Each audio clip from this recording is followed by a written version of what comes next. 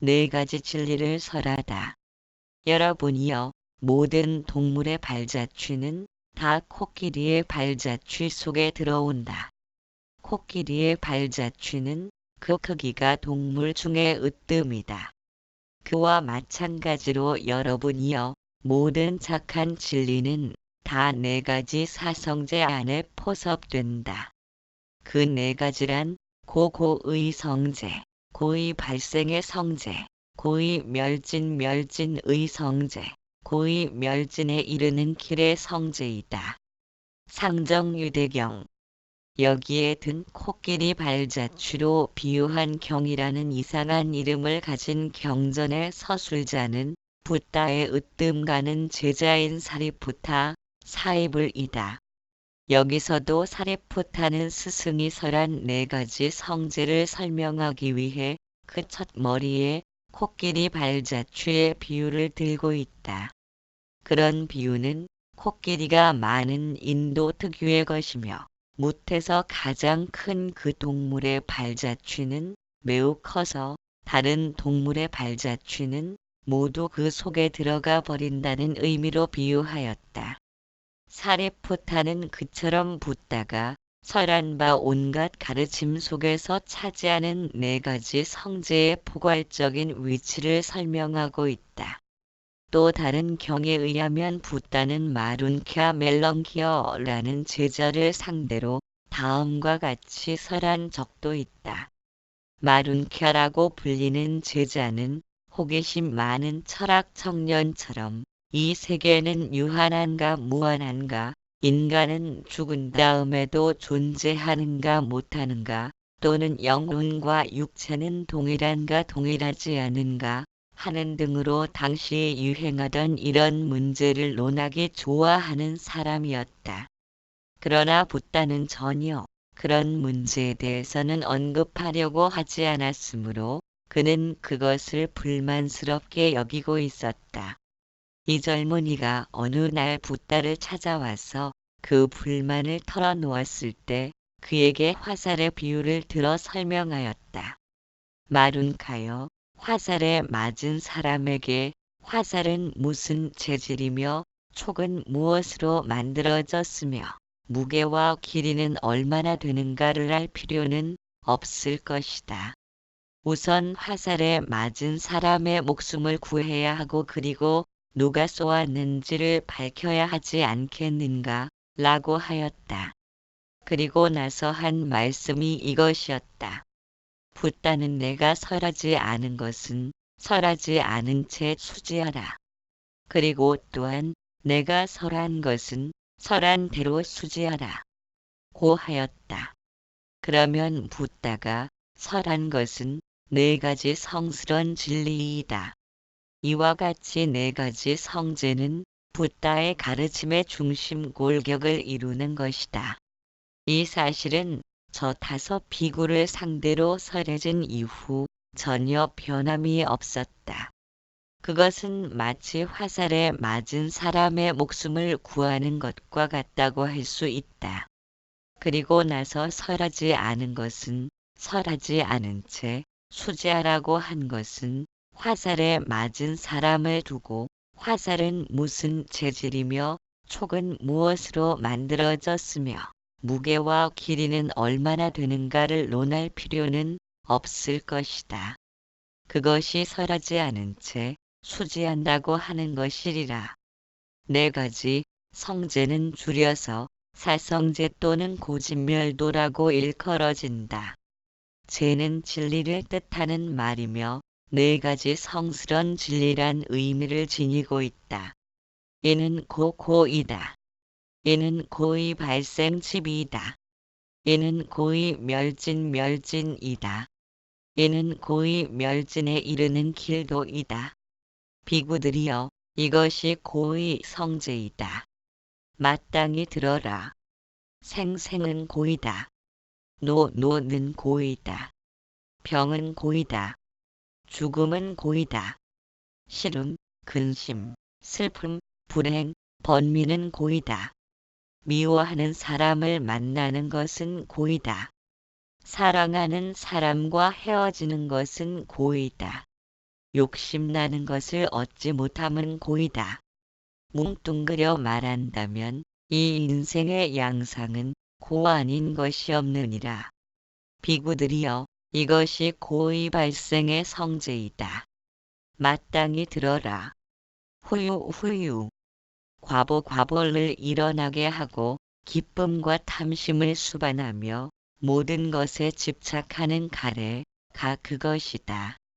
그것에는 욕에 탐내는 생각을 일으켜 욕과 성욕 등과 유해 개체를 존속시키려는 욕망과 모유의 명예, 권세욕가 있느니라.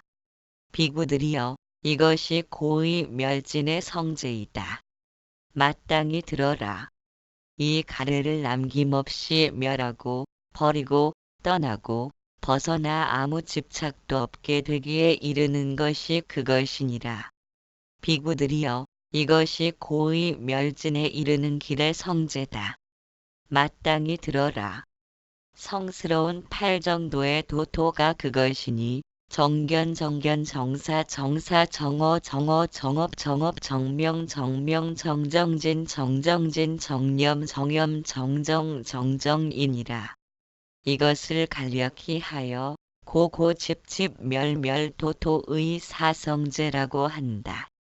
고통을 성스런 진리의 하나로 보는 것은 고통이 존재하기에 인간은 그것을 넘어서기 위한 진리를 찾게 되었다.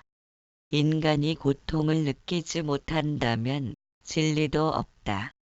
우리들 육신에는 고통을 감지해내는 시스템이 존재하기에 육신의 파괴를 막을 수 있고 보호될 수 있다. 문둥병 환자들은 고통을 감지하는 시스템이 작동하지 않으므로 불덩이에 손을 넣어도 고통을 느끼지 못한다. 그런 탓에 육신이 망가져 버린다. 따라서 고통이란 진리를 향하게 하는 원동력이므로 네 가지 성스런 진리 중 하나인 것이다. 둘째 것을 집이라고 한 것은 옛날 경전에서는 발생이라고 표현한 것을 한역에서는 집기라고 번역한 때문이다. 즉 고가 발생하는 원인도 또한 성스런 진리가 된다. 그것이 없다면 고성제가 생겨나지 못하기 때문이다. 맨 처음으로 제기된 고성제고에서는 생로병사의 네 가지 고통사고 이 모든 사람을 무겁게 짓누르고 있다. 그리고 다시 네 가지 고통이 존재한다. 미워하는 사람과 만나야 하는 원증회고, 사랑하는 사람과 헤어져야 하는 애별이고, 구해도 구할 수 없는 고통인 구부듣고 나를 구성하고 있는 물질 느낌 생각 의지 인식의 5가지 요소가 너무 치성하여 생겨나는 고통인 오온성고를 더하여 팔고라고 한다.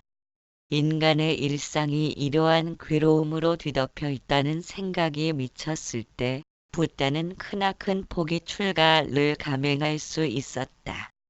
그렇게 고통이 성스런 진리라는 제1명제가 세워질 수 있었을 것이다. 두 번째로 제시된 명제는 집성제인 고의 발생이다. 이것은 고성제로 이루어진 인생의 현실을 통찰한 다음 그 발생의 이유가 무엇이냐고 묻는 것이다. 즉 고통은 욕망과 분노를 통해 생겨난다.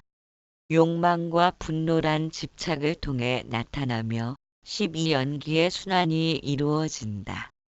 고통은 생겨났기에 일어나고 생겨나는 것은 집착을 통해 이루어진다. 12연기의 순환을 살피면 다음과 같다. 노사 생유유 취의 애착 느낌 수촉 유입 명색 식 행 무명 12연기란 태어난 모든 생명체는 필연적으로 죽어야 하며 늙고 죽는다는 것은 노사 태어났기에 가능한 것이며 생 태어난다는 것은 태어날 수 있는 씨앗이 있어야 한다. 유 즉 태어날 수 있는 씨앗, 태어날 수 있는 원인을 제공하는 무엇인가가 존재해야 가능하다. 그런 원인의 제공자인 유를 만들어내는 것은 생각의 집착이다. 이러한 집착이 곧 취취이며 집착은 어떤 대상을 사랑하기 때문에 생긴다에 애착 이렇게 사랑의 감정이 생기는 것은 좋다든지 싫다든지 하는 느낌수에 의한 것이며 그러한 느낌이 만들어지는 것은 생각을 받아들이는 감각기관 육입, 눈, 귀, 코, 혀, 몸뜻이 있기에 가능한 것이다.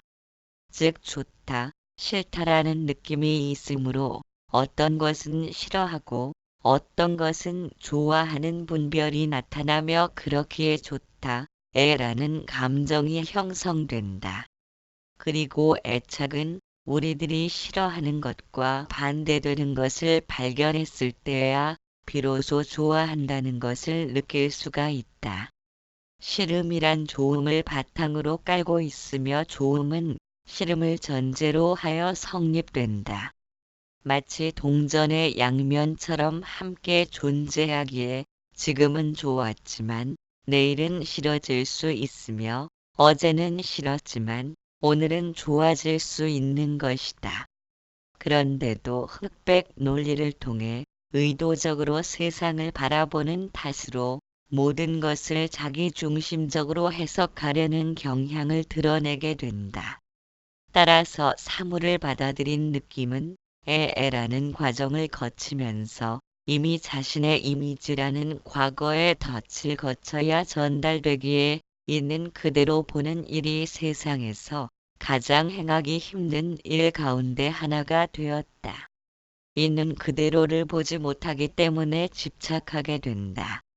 감각이 자신만의 느낌수를 지니게 되는 것은 어떤 대상과 부딪혔을 때, 즉 접촉하였을 때 나타나는 분별력이다.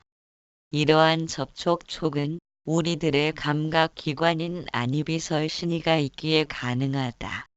육입이라고 불리는 6가지의 감각기관은 몸이 만들어낸다. 마음과 몸을 명색이라고 한다. 명은 마음이며 색은 물질인 몸을 뜻하는 것으로 마음은 온 색수상행식, 우리들의 마음을 발생시키는 요소인 몸, 느낌, 생각, 행위, 인식으로 구성된다. 몸은 지수화풍의 4대로 구성되어 있다. 따라서 명색이 있으므로 대상이 안입이설신이를 통과할 때 좋다, 싫다 하는 분별과 판단이 생긴다. 온 색수상행식은 마음이 이루어지는 활동성을 의미한다. 감각기관인 육근이 바깥 경계인 육진, 색성향 및 촉법을 대하면서 오온이 동작하는 것이다. 인식하는 마음의 작용인 식은 감각기관에 전부 붙어 있다. 예를 들면 눈에는 안식, 귀에는 이식, 혀에는 설식 등이다. 이식이라 함은 귀는 단지 소리가 들려오면 그것이 무슨 소리인지를 분간해주는 역할을 이식이 수행하는 것이다. 귀가 받아들인 소리를 저장 창고에서 비교 분석하여 그것이 무슨 소리인지 누구의 목소리인지도 알아듣게 하는 것이다. 이처럼 식은 한 가지지만 눈으로, 귀로, 코로, 혀로, 몸으로, 뜻으로 흩어지면서 사물을 분간해내는 안식이 식비, 식설식, 신식, 의식으로 나누어지게 된다. 눈, 귀, 코, 혀, 몸을 거쳐 받아들인 정보가 의식에서 모이게 된다. 그것을 육식이라 하는 것이다. 육식을 대뇌로 보내면 과거의 기억과 비교하고 분석하면서 내 맘에 들고 안 들고 하는 분별이 생겨나고 그와 같은 분별을 통해 좋은 것은 애착으로 싫은 것은 원망의 거품이 생겨나게 된다. 이렇게 육식이 있고 다음으로 제7식, 범어로는 말라식이라고 하며 육식보다 깊은 심층의 자리 잡고 있는 반무의식이다. 채식은 상황에 맞도록 적절한 행동을 취하는 자기 방어적인 작용이며 보호 본능적인 의지 행위를 말한다. 그리고 제8식 아뢰야식은 함장식이라고도 하며 우리들 심층에 존재하는 잠재의식이다. 8식에는 모든 생의 정보가 담겨 있다. 이 있게 되는 것은 의지작용인 행행이 있어서이다. 행위란 인연 따라 모이고 일어나고 만들어지는 등의 모든 행위를 일컬으며 현상이라고도 할 수 있다. 반복적으로 이어지는 행위는 습관을 형성하고 카르마라고 불리는 업의 원인이 된다. 우리들의 행행인 의지작용은 습관과 업을 형성하면서 좋은 행은 좋은 결과로 나쁜 행은 나쁜 결과로 나타나게 된다. 우리가 알지 못하는 무수한 행행의 씨앗들이 내면에 잠재하고 있기 때문에 식식을 형성하는 근본적인 원인이 된다. 그래서 똑같은 사물을 볼 때에도 어떤 사람은 긍정적으로 또 어떤 사람은 부정적으로 바라보게 된다. 이러한 행이 있게 되는 것은 무명무명인 미혹함 때문이다. 인간으로 태어났다는 것은 결국 무명의 존재라는 말도 된다. 무명이란 동쪽을 서쪽으로 잘못 알고 가는 미혹함이다. 어리석거나 총명하건 간에 동쪽을 서쪽으로 착각할 수도 있다. 이처럼 착각하는 것에는 원인이 없다. 그러한 착각으로 인하여 무명이 생긴 것이다. 무명은 생겨난 원인이 없이 존재하기에 원인을 파악할 수 없으며 오로지 자신이 미혹했다는 사실을 발견할 때만 착각에서 벗어나는 것이다. 무명으로서 몸을 받았기에 애착과 욕망이 생기고 윤회를 통해 다시 몸을 바꿔가며 세상에 태어나고 태어난 것은 어쩔 수 없이 늙고 죽어야 하는 과정을 되풀이하는 것이 12연기법이다. 다시 사성제로 돌아와 셋째로 제시된 것은 멸성제이며 이는 고의 멸진이다. 라는 명제이다. 인생이 욕망으로 말미암아 이렇게 괴로운 것이 되고 말았다면 무엇으로 이런 우리의 현실을 극복할 수 있겠는가? 이것이야말로 붓다가 추구했던 문제일 것이다. 그리고 그의 크나큰 깨달음이 이 수수께끼를 푸는 열쇠가 되었다. 앞서 살피본 연기의 법칙, 즉 일체의 존재는 어떤 조건 인연에 의해 이루어졌고 따라서 자아 네 실체 네 하는 것은 존재하지 않는다는 원리에 의해 의문이 풀렸을 것이다. 인생을 괴롭게 만드는 원인은 가래 즉 목마른 이가 물을 찾는 것과 같은 불타는 욕망의 작용이다. 인생이 욕망으로 말미암아 괴로운 것이 되었다면 무엇으로 이런 우리의 현실을 극복할 수 있겠는가? 그것에는 오직 불타는 욕망을 가라앉히는 길이 있을 뿐이라는 것이 세 번째 명제인 멸성제이다. 법구경에서 이르길 모름지기 이 길을 걸어간다면 괴로움이 마침내 쓰러지리라. 욕망의 화살을 뽑아버리고 깨달아 나는 이를 사람이로다. 인생을 고통으로 가득 차게 하는 원인이 가래에 있다면 그것을 철저히 뿌리 뽑는 수밖에는 도리가 없을 것이다. 그것을 일컬어 불교에는 불가사의가 없다. 고하였다. 네 번째로 제시된 것은 도성제이며 이는 고의 멸진에 이르는 길이다. 라는 명제다. 이것은 실천론이다. 제3의 명제에 의해 수립된 원칙에 입각하여 고골을 없애기 위한 실천 방법을 보인 것이 제4의 도성제이다. 그 내용은 이른바 팔정도이며 즉 정견 정사 정어 정업 정명 정정진 정념 정정이며 이것은 모두 앞서 말한 바와 같이 두 극단을 떠나 중도에 입각하는 실천, 곧 관찰 정견과 행위 정사, 정어, 정업과 생활 정명과 수행 정정진, 정념, 정정에 관한 여러 항목을 열거한 것이다. 밀가다야 녹야원의 나무 그늘에 앉아서 붓다가 다섯 비구에게 이야기한 것은 바로 이 네 가지 성제에 관한 것이었다. 다섯 비구가 사성제를 이해하는 것이 쉽지 않았음은 중부경전의 기록에서 그런 사실을 보여주고 있다.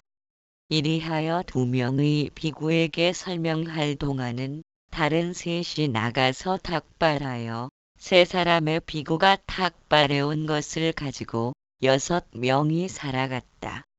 또 3명의 비구에게 가르치고 있을 때는 두 사람의 비구가 닭발하여 그들이 얻어온 것으로 6이서 생활했다. 며칠이 지나자 드디어 5 비구 중 한 사람인 콘단야 교진역 카운티냐가 그 사상 체계를 이해하게 되었다. 그럼으로써 말하길 집성제가 곧 멸성제로군요. 그러자 붓다는 즉각 이렇게 2번을 외쳤다고 한다. 콘단야는 깨달았다. 콘단야는 깨달았다. 그 순간 참으로 무한한 가능성이 열린 것이다. 번뇌가 곧 보리이며 중생이 곧 부처임을 콘단야는 깨달았던 것이다. 거기에는 되어가는 과정이 필요치 않다. 만일 번뇌를 멸하고 보리를 얻고자 하거나 중생을 벗어나 부처가 되려는 것은 어둠과 밝음을 둘로 본다는 의미이다. 그러나 어둠과 밝음이란 둘처럼 보이지만 둘이 아니다.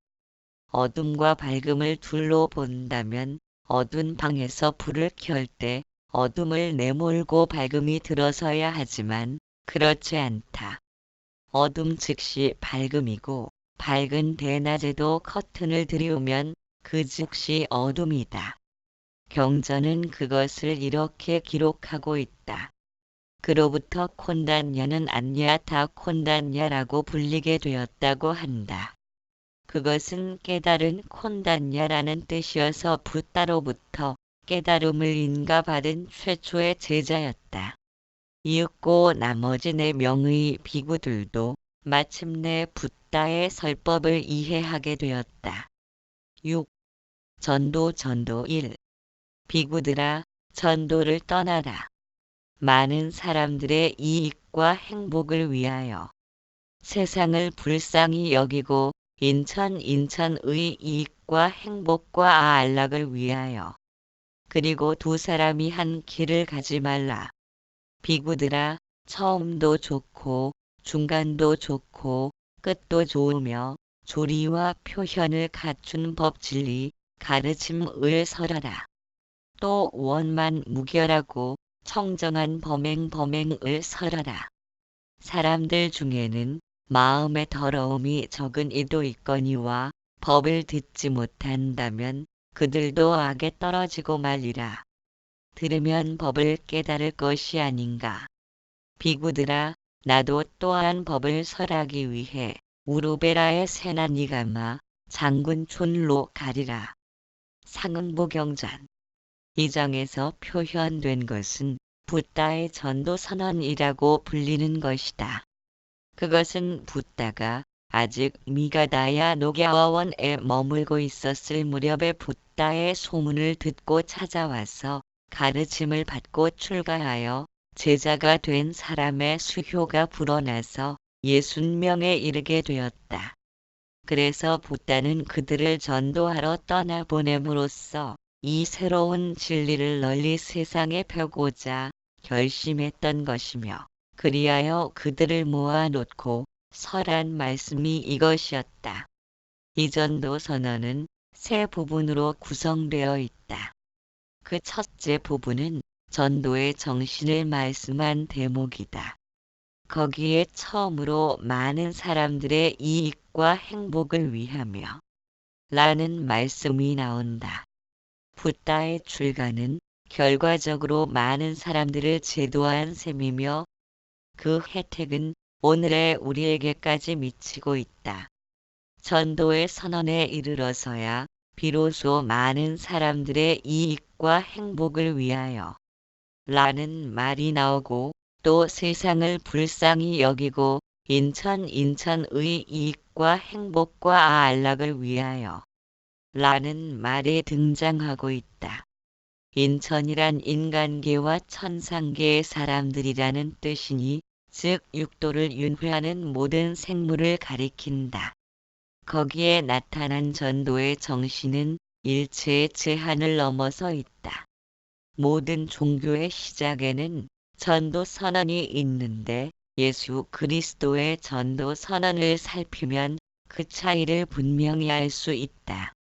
이방인의 길로 가지 말고 사마리아인의 고을에도 들어가지 말고 차라리 이스라엘 집의 잃어버린 양에게로 가라. 마태복음 16. 예수는 그때 다음과 같은 말도 하고 있다. 보라, 내가 너희를 보냄이 양을 이리 가운데 보냄과 같도다. 사람들을 삼가라. 저희가 너희를 공회에 넘겨주겠고 저희의 회당에서 채찍질하리라. 그렇기에 전도하러 떠나는 제자들에게 둘씩 보내시며라는 표현이 뒤에 등장하는 걸로 보아서 혼자서는 갈 수 없는 이유가 있었다. 그리고 이런 것과 비교해 볼 때 둘이서 한 길을 가지 말라. 는 붓다의 말씀이 명백해진다. 오직 많은 사람들의 이익과 행복을 위해서 두려움 없는 마음으로 전도를 하는 것이다. 이런 전도의 정신은 둘 아닌 도리를 제창한 붓다의 전생애를 일관하여 실현되었을 뿐 아니라 또 수천 년에 걸친 불교의 역사를 통해 지속되어 왔다고 할 수 있다. 불교는 오랜 세월에 걸쳐 아시아 대부분의 지역에 전파되었지만 불교의 이름 밑에 피를 흘린 역사는 거의 없었다고 하여도 과언이 아니다. 이 모두가 교조인 붓다의 정신을 이어받은 것으로 여겨진다. 두 번째는 전도의 방법으로 처음도 좋고 중간도 좋고 끝도 좋으며라면서 말씀하고 있다. 전도 선언의 마지막 부분에서는 이렇게 말했다. 나도 또한 법을 설하기 위해 우루베라의 세나니가마로 가리라. 그곳은 붓다가 진리를 깨달은 보리수 근처의 마을이다. 우루베라로부터 바라나시까지 왔던 붓다는 이번에는 다시 우루베라를 향해 돌아가려 한다는 것이다. 그곳은 붓다로서는 가장 추억이 많은 곳이었을 것이다. 거기에서 붓다는 새로운 가르침의 씨를 뿌리고자 하는 것이다. 이 대목을 잘 살펴보면 붓다의 평등한 박애 정신을 또한 느낄 수 있다. 붓다는 교주이면서도 제자들과 똑같이 마을을 돌면서 타악발로 생활하였다. 깨달음을 얻은 위대한 분이라면 제자들이 탁발한 것으로 생활한다 해도 흠이 되지 않겠지만 붓다는 일거수일투족을 제자들과 함께 하였다. 바루를 들고 마을을 돌며 탁발을 하다가 밤에는 나뭇잎을 모아 침상을 만들어 주무시곤 하였다. 이 모습을 본 마을 사람이 다음과 같이 물었다고 한다. 고타마시여, 안녕히 주무셨습니까? 잘 잤다. 나는 세상에서 가장 편한 잠을 자는 사람이니까. 그러자 그는 말하길, 가을의 밤은 여전히 춥습니다. 그런데도 가장 편한 잠을 자는 사람이라고 말하신 뜻은 무엇입니까? 붓다는 말했다. 장자여, 어떤 왕이 침실에는 고급스런 양탄자와 은은한 등불이 비추이고 4명의 시녀가 시중을 들면서 잠든다고 해도 모든 걱정과 근심으로부터 벗어난 나보다 편하게 잠들 수는 없을 것이다. 7.